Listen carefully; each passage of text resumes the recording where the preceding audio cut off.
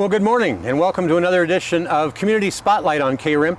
Coming to you live today as we do the first Tuesday of every month from Plant Fair Nursery out here in Star Valley. They're right at the west end of Star Valley on Highway 260 on the south side of the highway there.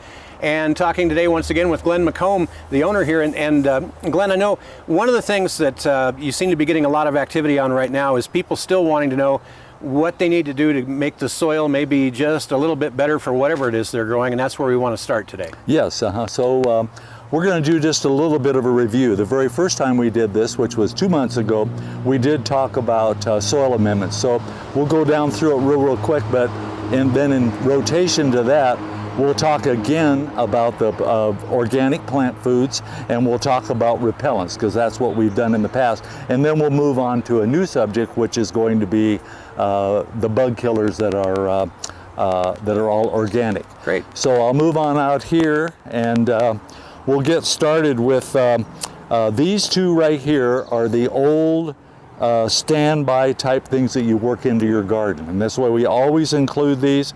Number one is good old steer manure, been used by you, your grandpa, and your grandpa's grandpa to garden, and we still believe that that's a good concrete way to get started in your garden. It also means that at this time of the year where you're still working on your garden, you can also put some of this even on top, working it a little bit, and then it will also be good for a little bit of nitrogen to add to the soil. Plus, manure is alive, and that's so important when you're doing any kind of gardening, whether it's flowers or vegetables or whatever. And then the second one is just composted mulch, which is just basically bark products. The one we sell doesn't have any synthetics in it at all, so it will be all organic. So these are the two basics. Good for planting trees, good for planting shrubs, good for working into your garden. With this heat and with this drought, we do recommend a good inch or two on top, all around your bushes, your trees, your shrubs, or even in your vegetable garden as an insulator against this really, really hot sun. And it will also help reduce your water, but it's going to really make the plants grow better just simply because those roots won't be in that really terrific hot sun.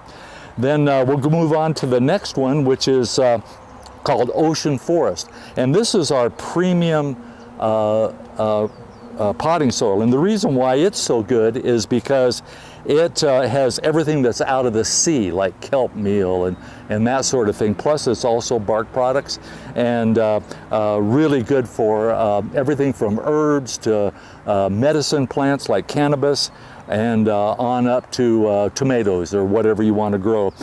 Premium, it's a little more expensive, but it absolutely has everything in it that will work for your garden. For the rest of us that aren't growing, that don't need that high dollar, you can go to Harvest Supreme, which is just a soil amendment. But the beauty of it is it has about 15% chicken manure. So chicken manure, when mixed with the organic bark products, gives you a real good basic soil amendment to work in with your garden. And it also has a whole bunch of different organic plant foods in it as well.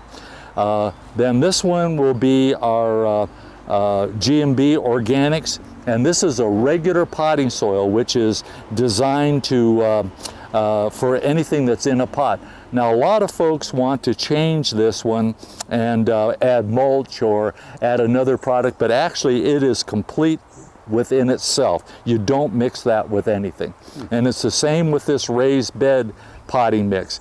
A lot of people are doing raised beds 1 foot, 2 foot tall, and trying to get out of our good old native soil. So we recommend it, again, complete. It's just complete just like it is. You don't have to mix it with anything else. So that will be a review of all of our soils. Whoa, as I fall over the table. So, and then, did you have any? Well, as far as, I mean, so these are all the different kinds of soils, and I know with the mulch and you have decomposing matter and stuff like that, that actually adds nutrients for plants as well. But on top of that, there's still other types of plant food that need to be added depending on what you're growing. That's absolutely right. So while these have some in it, it's not complete. So what we would do suggest, this one is not going to be organic, so we won't talk about it right away, but this one is GMB organic plant food. It's for all herbs and tomatoes and all vegetables in your vegetable garden.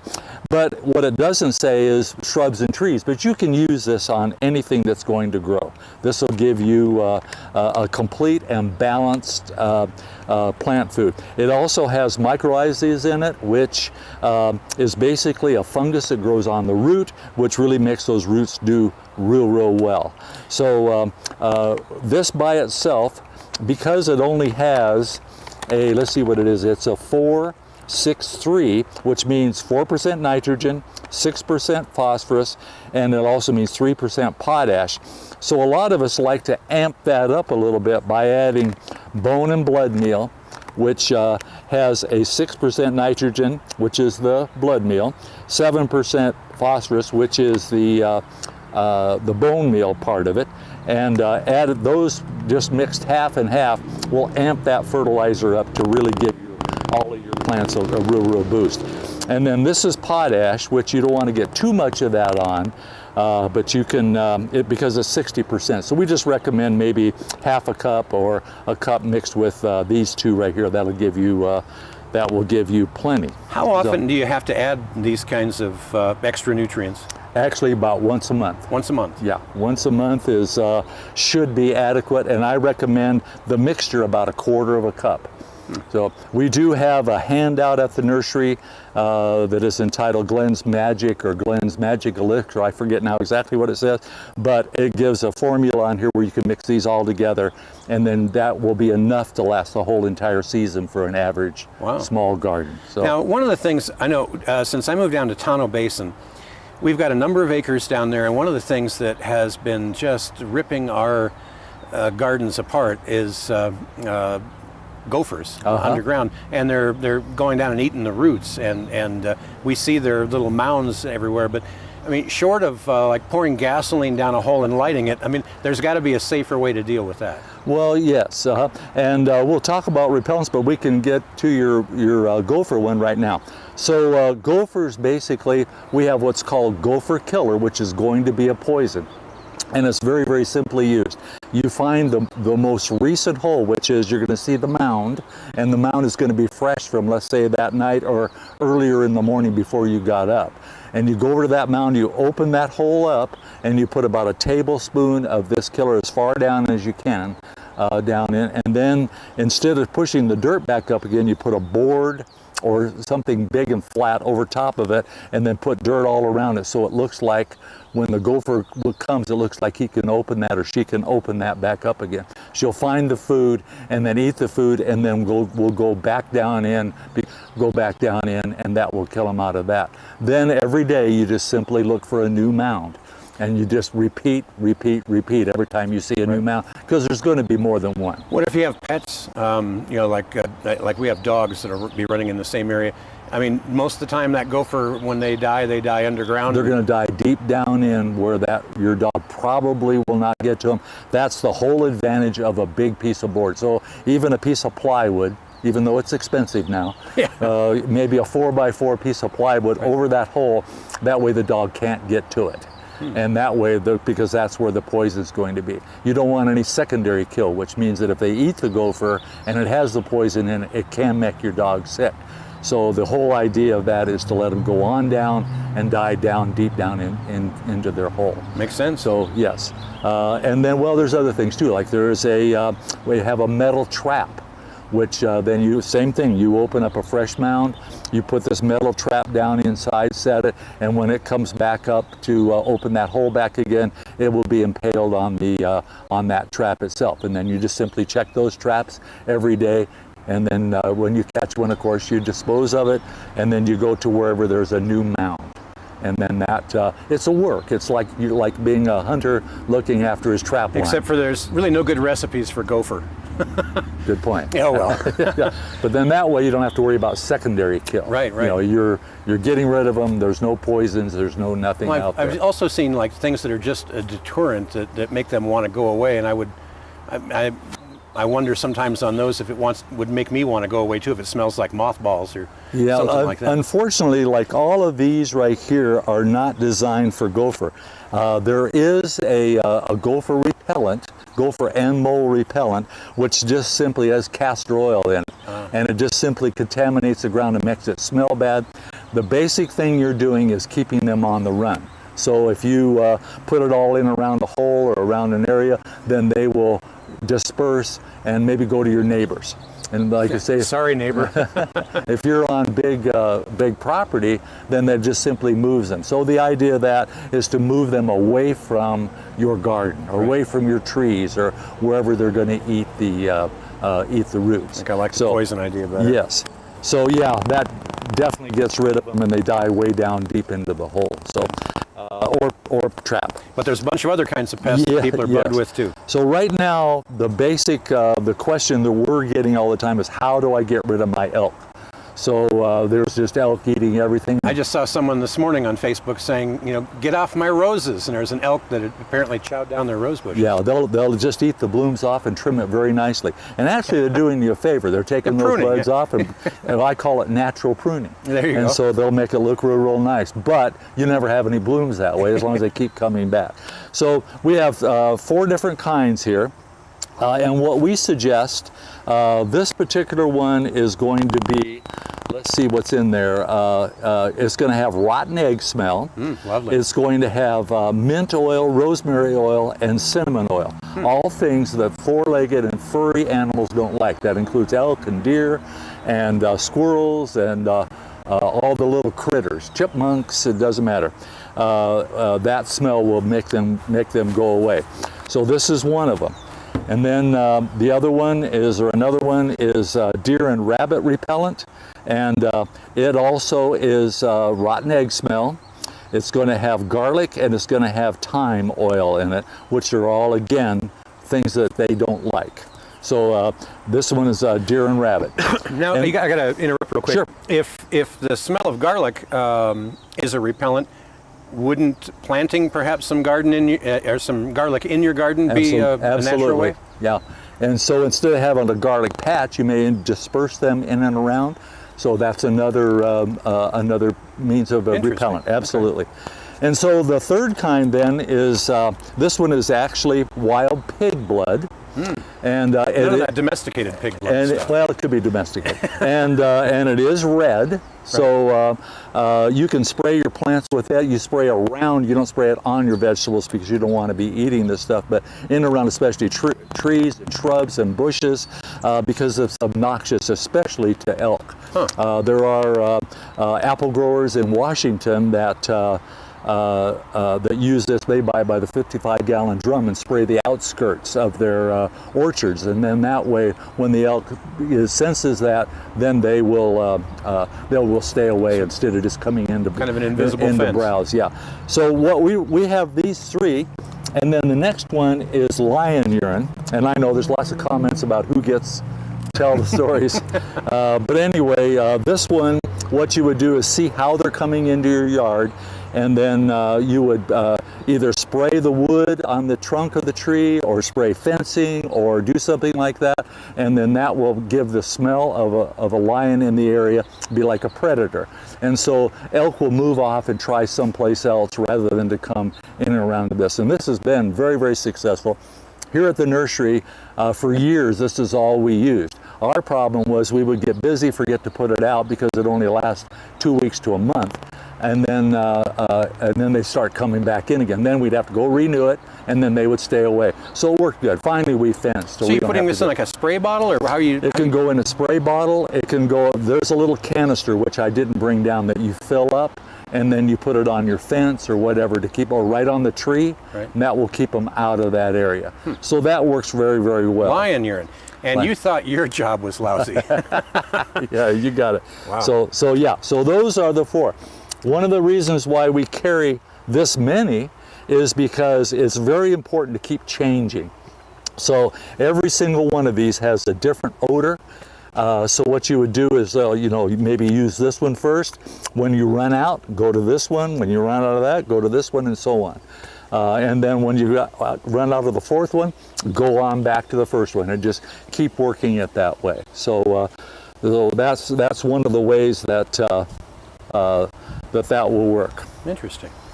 So the then next of course one, you always got the insects that are bugging you. Yes, that's right. So we had not talked about these before, but we're going to talk about these are organic insecticides. And the very first one is Endol, and actually what this is fatty acids, and it just simply is actually an ester, which means that it will burn them, and then it also remains a little while on the leaves, and so that when they eat it, they will ingest it. One of the reasons why we like to talk about organics is, number one, it's safe for the environment. That's always our critical thing. Number two is that you're not going to be eating it when you're eating your fruits or vegetables. So you can spray it right on. You do need to wash them, of course, because this is a concentrate. But this particular one, Endol, kills everything from the eggs to the nymph stage to the adult. Wow. And you do need to contact them. But if you do spray it on and do it often, then that will keep them even from landing on your vegetables. They may move on, find somebody else's crop to take care of. So Endol we like mostly because it does get rid of eggs, and it does get rid of the nymphs and the adult on most of them. Does this work not only on vegetables and things like that, but also on flowering plants and things? Yeah, anywhere that has bugs, from trees like this right on. Good. So then this one is triple action, which is just simply means it's a miticide, it's an insecticide, and it's a fungicide. Covers all three. All of these are going to be in the organic stage. It has pyrethrum, which is just simply chrysanthemum ground down and made into a liquid, and that's been an insecticide for years and years and years. And then it also has neem oil, which is a fungicide as well as a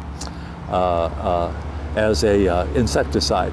And this is the one that we use around here. We use it for everything. So if we see ants in our bedding plants, we spray them, and we don't have to worry about anybody getting sick on those. So this is the most recommended. Again, completely organic. If you're just looking for a takedown, which is what they say, takedown garden spray, this one is all pyrethrum. So this just simply you spray, it hits the bug dies, and it's gone. It doesn't stick around, as do most of these organics. The beauty is they don't stick around to contaminate anything. So the next one then is spinosad, which is, to me, fairly new. We've just had this maybe over the last 4 or 5 years. But it is good for everything from ants to beetles to all the different kinds of bugs. And basically what it is a virus. And so you spray it on, they walk through it, or they get in contact with it, or they eat it. And what they basically do is they no longer want to mate, and they no longer want to eat. So a lot of folks have used it and say, well, it didn't work. The grasshopper was still there, the worm was still there. Well, it was probably still there for 2 or 3 days, maybe even up to a week, but it was not eating and it was not mating. So understand that these are going to take time to work. They don't just, like most people they like to see that bug lay over on its back and kick its legs. So excellent. So yeah, so we got a lot to cover here. Let's see. One of the things, the most important thing that I wanted to cover here was when you buy a 6-pack of like, this is onions, it could be onions, carrots, beets, and so on. They put a lot of seeds in these. And so what a lot of our customers wound up doing was planting this as one unit, like this. They didn't thin it out. But in reality, there's a whole bunch of onions in here. So what we suggest you do, rather than trying to pull them apart or cut them and to get one, you just simply put it in water like this and just really give it a good soaking. And then, without that dirt on it like this, then you can just start pulling these apart very, very gently. You can pull them apart like that, and you have lots and lots of root. And then these can be placed about 6 inches apart. This happens to be Walla Walla, which is an onion like about that big. So they want to be a good 6-8 inches apart at least. And then you just simply start pulling them apart, which you just, by getting them wet like that, they come apart without damaging the root system. Wow. So in this one right here, we got what, 2, 4, there's 5, 6, You got a better part of a dozen 7, right 8, Wow. yeah. So there's 9 individuals right there.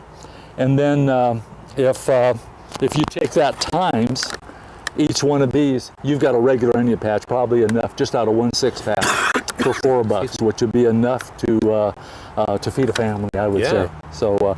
so that'd be good. And I did bring along this corn. This is going to be exactly the same way. So, not sure exactly how much you can see of that, but we've got at least 2 or 3 in each one. So this has 3. Again, maybe this has got a little bit more, so we probably needed to rough that up just a little bit. We're not breaking them, we're just pulling them apart. So just to make it easier, and then do the old swish thing. And by separating these out, these are actually going to be much healthier plants and probably give you a better yield. Absolutely, yeah, because they're not going to be robbing each other. So there it is, root and all. And then, so what you would do then is you would put it down in your garden, dig out the garden like so, stick it down in there so it's right about like that, just above these roots, the potting soil should be, and then pinch all that back around it. Now you've got a corn plant. Placing them yay far apart, 6 to 8 inches apart, probably maybe even a foot, and that'll give you a big corn plant. But again, you're getting far more than 6 plants. You're getting, in this one, we're getting, 2, well, there's about a dozen, like you said. So instead of getting about twice as much as what you had bargained for there. So the last thing is when you got your whole potato garden in, then you always have some left. So like these gnarly little guys like this, you can't eat them, but they're starting to sprout. So what we suggest you do is get a grow bag like this. It's just a cloth bag that breathes, and you just put the potting soil down in like so, and I've already filled it with enough probably in there, but anyway, these will just fit down. I know you can't see, but you just fit down. I like to put 5 in this size, put them in a domino, a 5 in a domino fashion, like so. And then you just put enough dirt on top to cover them up with that green and all. And then as it starts to grow, you simply keep right on covering them as they grow up green, just like you would out in the ground. So let's see, where are we? Wow. So now, when it comes to potatoes, how far apart do you usually spread those for optimum results, like you were talking with some of the others? I put them about each hill like about 18 inches. I think it's a hill, it's actually flat, but about 18 inches apart. Yeah. And that's something that grows well here in Rim Country? Does real well. This way, obviously, you're going to have to amend the soil with some of the stuff we were talking about. Yes, yes, absolutely. And those are Kennebec. So how much time do we have left here? I think about 2 minutes. Okay, let me just talk about water. So one of our biggest things of phone calls that we get are people who bought trees last year, and then with the drought, they're beginning to lose the tops of those trees. And so I wanted to show everybody, this is what 1 gallon of water looks like. If you have a big tree, well, these aren't exactly big, but this size of a tree that we have right behind us here, this should take between 5 and 7 of these to water every single time. So if you're just splashing around the top, you're getting the surface roots wet and you're maintaining it, but you're not allowing the nutrients to go through all the way to the top of the tree. So a deep, slow soaking. Deep, slow soaking is always the key. And so I would say that like some of the bigger trees that we've had, they should have anywhere from 15 to 20 gallons, 20 of these. And that means just turning the hose on and letting it run real slow. And you've seen a perfect example of why it's a great idea to come down here to Plant Fair Nursery. If you have questions on maybe a problem plant that you haven't been able to figure out a solution to or whatever. Maybe you're thinking of putting in a new garden or whatever. The folks here at Plant Fair Nursery really know their stuff, and they're more than happy to help you get all the information that you need to be able to grow things successfully. Again, Plant Fair Nursery out on Highway 260 at the west end of Star Valley on Highway 260 on the south side of the road. You can't miss it. You owe it to yourself to stop by. We're really proud to be able to bring them to you live here on Community Spotlight the first Tuesday of every month. Glenn, again, as always, thanks. Thank you. You bet. Have a great day.